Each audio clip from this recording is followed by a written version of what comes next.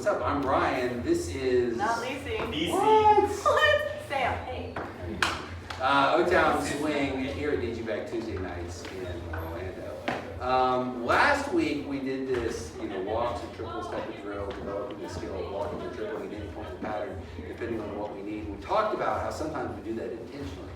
And so I wanted to work up to a pattern tonight that involved that. It was a pattern, it was a variation of a reverse whip. But it just sort of made me think that there's all sorts of different ways we can do a reverse whip. So we went over one different whip, or reverse whip with an outside turn, 5 different ways. Got to give credit where credit is due. Tim Relave, a great teacher, loves this pattern. This is his favorite pattern. This is something that RJ Centeno also calls the golden pattern.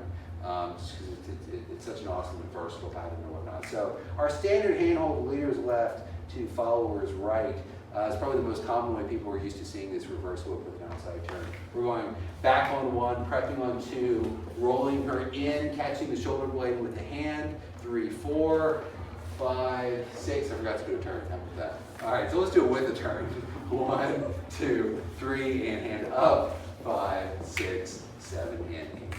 All right, if we have the other hand, for the follower, it is the same thing. It is the same rotation at the beginning of the whip, and if I add an outside turn, it's the same rotation at the end. So we're going to 1, toss the frisbee, 2, 3, and 4, 5, 6, 7, and 8. We did talk about, once we get to 4, we don't have the hand as early, 3 and 4. So if I'm going to lead this, I want to have to get a hold of that hand and start to get that signal early.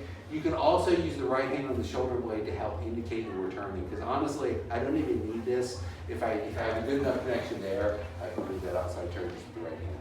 Then we moved over to the follower's left. I think the first one we did was this leader's right to follower's left, and we kept this in an open whip, where we came forward, 1, 2, 3, and 4, and then we let the outside turn. The leaders also, we added something a little more creative for us. We turned to our left, 5, 6. We did one where we anchored up squared, or we did one where we also continued our rotation, ended up crossed off the slot.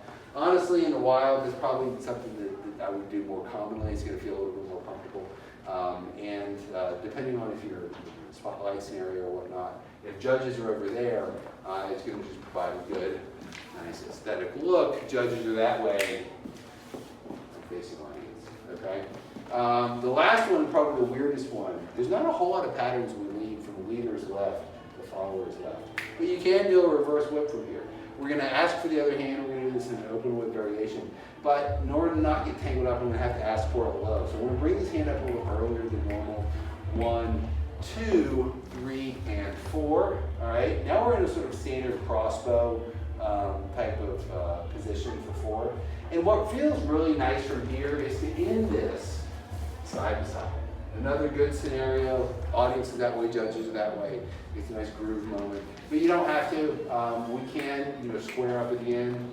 2, 3, 4, 5, 6, 7, and 8 end up here. And so we're finally working up to this one whip where we're going to use a walk where we would normally use a triple. And so what we're going to do is we're going to go sugar push. 1, 2, 3, and 4. And leads, because we know what we're going to do next. Instead of tripling on the anchor, we're going to go 5, 6. Weight is on the left.